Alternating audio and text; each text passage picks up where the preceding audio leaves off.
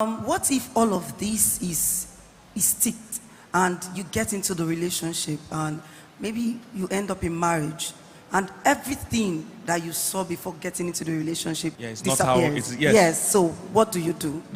Welcome to my YouTube channel. Get ready for transformation as we dive into God's Word.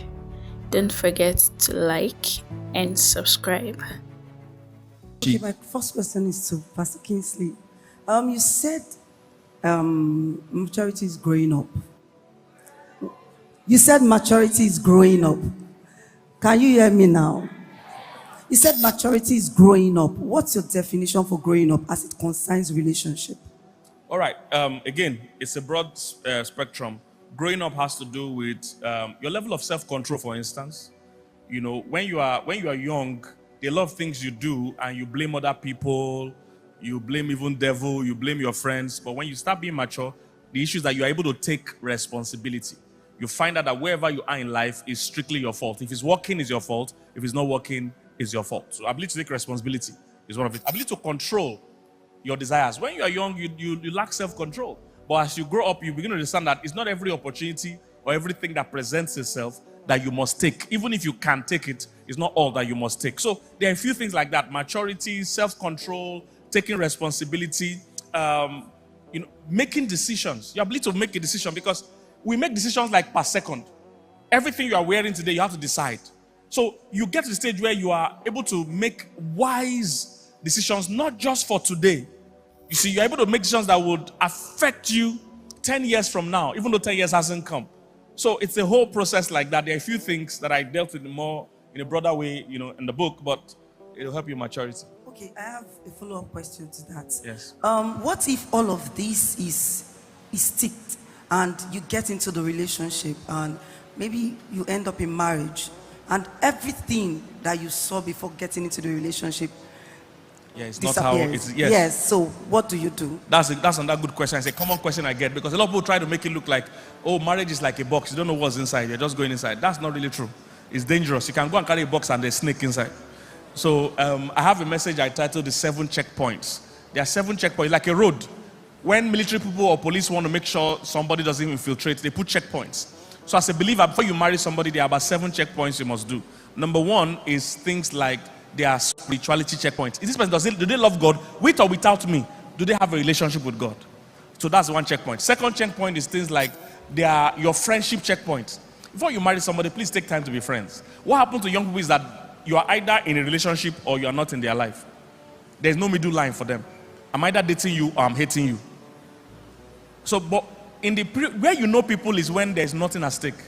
Once you put romance in, everybody's acting movie. Let's just be friends. Just talk. How are you? What do you do with your life? Remove me from the picture. Just talk about yourself. So there's the friendship checkpoint. There's the prayer checkpoint. People don't pray again. They just say, I like this girl. I want to marry her. I like this boy. No. Have you taken it to God? There's the counsel checkpoint. They said in the multitude of counselors, there is safety. So there are about 7 of them. If you follow, nobody can beat this whole 7. There is the time checkpoint. Give it time. Don't just meet on Monday and marry on Wednesday. There's a time checkpoint. So if you follow these 7 checkpoints, it's difficult, it's rare, almost impossible for the person to beat all these whole 7 checkpoints and marry. Most time what happens is that love is blind. You are excited. The signs are there. They are showing you red flag, but you're using the red flag to show Ashwebi.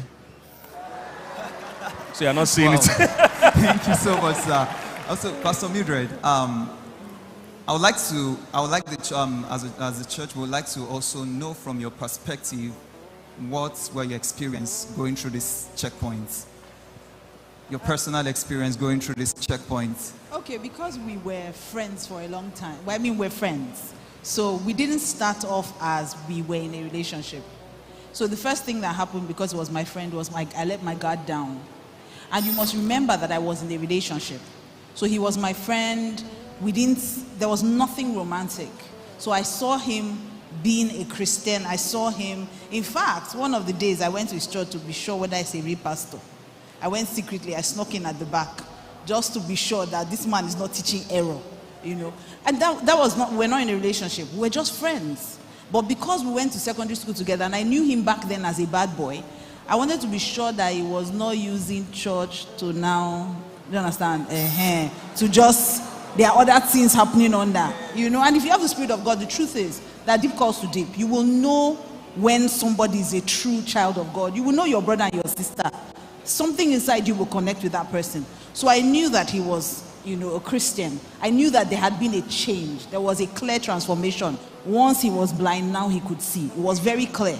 I also found out that he was the kind of person that would go out of his way to do things for people, not for me, for everyone. He was just generally a kind person, always looking out for people. He was a listener. So there were things like that. Then, when we now got into the point where I felt that this was what God was saying, of course I took my time to pray.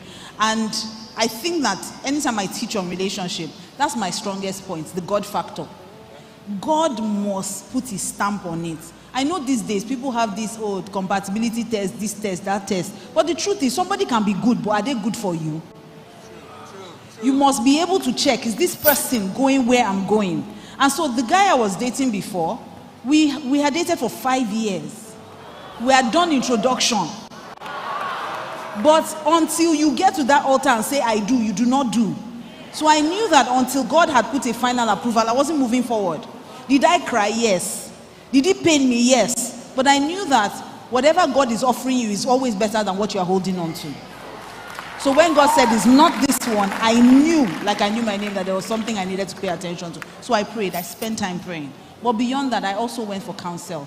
I spoke to my pastor at the time, and they counseled me that if this is what God is saying, would you rather just want to feel good and disobey God? Or are you seeing your future? Do you know if God has mapped out your life and God is saying this person is not going your way? Do you want to disobey God? So they were able to help me answer those questions.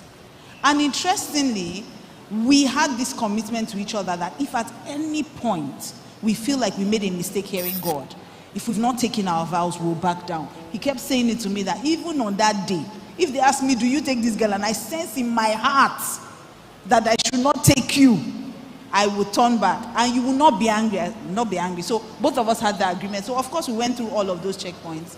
And I think, like I said, the loudest voice for me in all of that journey was God. Because for me, I think that's the most important person in my life. At first, my parents were not in support, but I knew that if God was in support, that God would make them see the light. And that's exactly what happened. And today, of course, is their baby. My mom calls him my baby. So I literally went through everything. But like I said, God first. God more important than anyone else. I believe you have been blessed by this message. Don't forget to like, share, comment, and subscribe. God bless you.